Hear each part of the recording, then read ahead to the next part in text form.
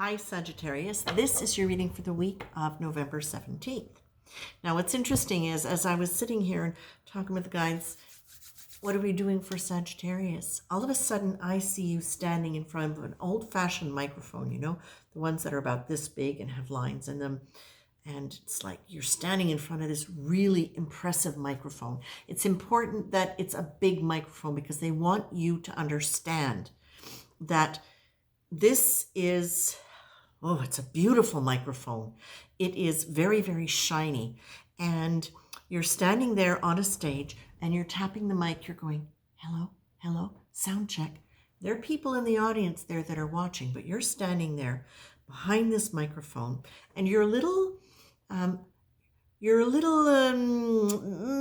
reserved. You're not ready to like sing a big ballad or just really ramp up the whole room, but you have something to say. You have something to stand for. And what this is telling me is this is your time. Ooh, I love this. This is your time to stand really, truly for what you believe, for what you stand as your truth, that you are the only one who decides what is virtuous, what is right. So when I say virtuous, I'm not even talking about morals, although there could be an element of that.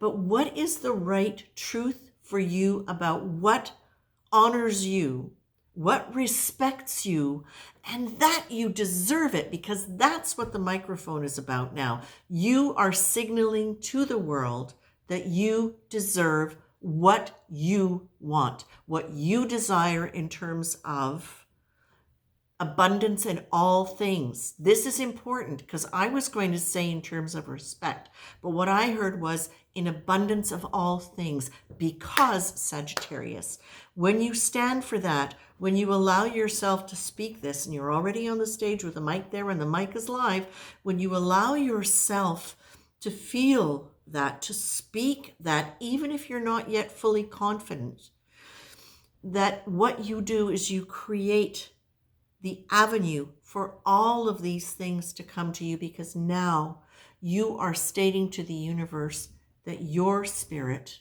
and your personhood and your human place deserves this. And they know you deserve it. It's you who has to acknowledge that you deserve it. And you will be discovering more and more of what you do deserve as you go on. Now, I'm also seeing somebody from the crowd not really liking what you're saying, and they're throwing a tomato at you. But guess what? There's plexiglass there. And that plexiglass moves wherever that tomato gets thrown. You don't really have to worry about it. People can do and say whatever they want. What is beautiful about this is you don't care. Really, for the most part, what you're really tuned in on is you know this is your time to be strong and clear for you.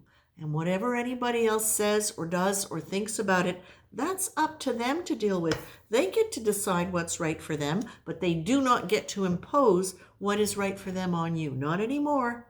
Nuh-uh. No way. What Spirit is saying is humor is important.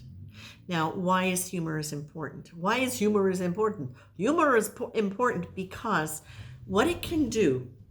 Now, I know it seems nasty it can seem nasty, and you want it. Okay, I'm having an image in my head, but I'm going to just step back from that image. The image it's not about laughing in somebody's face, deriding them, belittling them. It's about, in your own mind, being able to see the humor of the situation, the humor of their behavior. And even though sometimes it's hard because you're tender-hearted, it's hard to not almost feel bad when they're not responding well, or responding in a way that is cooperative. Let's put that way, not responding in a way that's cooperative. And they may be acting out a little bit, because sometimes when you stand up for yourself, the people around you who've been getting away with stuff kind of go, meh, and they can become kind of reactive in ways that's almost comical. And whether or not you are have feelings of sadness or hurt, if you can expand it, this is something that's really, I think, a really cool technique. If you can take whatever that behavior or that attitude or that statement is and allow yourself to exaggerate it to an extreme, usually the person saying it ends up looking a bit like a caricature. Now, what's the advantage of that? The advantage of that is it allows you to kind of break the spell of the importance of whatever that behavior or that statement was. It allows you to kind of step back from it. If you're laughing at it, you're stepping back from it. You're not taking it on. You're not taking it personally. That's literally how you put up your plexiglass. And in fact, what it can actually do is it helps the other person, because if you're engaged in an energy dynamic like that, where you're saying this and this person is going now, now, now, now, now, what you can do by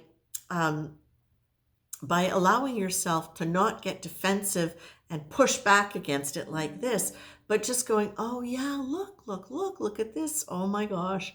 And of course, however you're going to laugh or be humorous about it in your own mind. What that does is, by you not going back into this energy, is it stops the back and forth. It actually literally can lighten their energy in a way where there is a possibility that they might actually end up understanding your position, or at least backing down from being contrary to it. Now you're being asked, breathe, please breathe, because we know you've been through a lot and some of you are still going through a lot.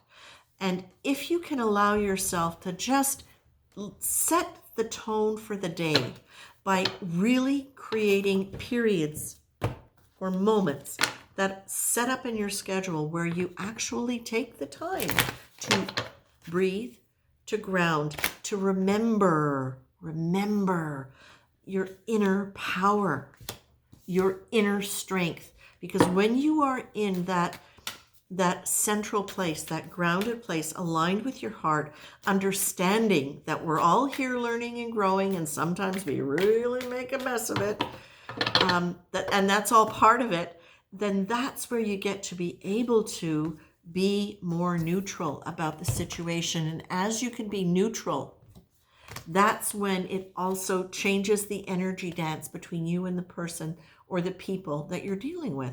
So, it could be somebody in your family, it could be people at work, it could be your condo corporation. Oh, don't get me started. But that was then, and they're not here now. Okay, so what Spirit is saying is, oh, this is so beautiful. Okay, so you got the can't and won't child, and as can't and won't card, and as I just let myself fall onto that card, what I heard Spirit say is, this is the time where you are learning to stand up for you, for yourself. This is now you no longer acting out of past childhood programming. This is where you are really taking the chance to stand and trust that speaking for yourself and letting other people deal with whatever their discomfort is the adult thing to do. You no longer have to bring those child behaviors into your adult position. And this literally is you saying, and now I am my adult. I am my moral authority. I am my power authority. And as you understand that, you are much more able to be neutral. You got the grace card. Okay. All right. So this is what you're getting. This is really really big encouragement from Spirit to say, stand strong, claim your own moral authority without, whether you can laugh at a situation or not. It's good if you can, but stand for your own self, honor your own power.